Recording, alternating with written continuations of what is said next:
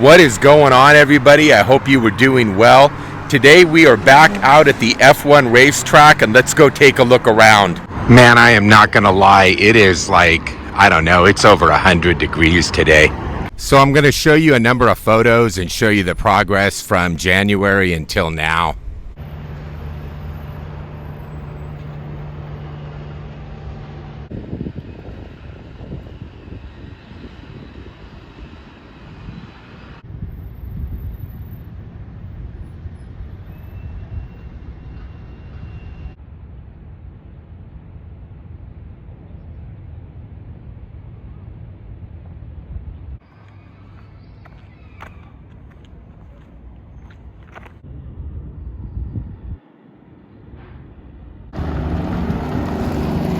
So I remember when the land that the track is being built on now, it used to be apartments, and also there was a nightclub next to it called The Drink, and then it was later called Ice.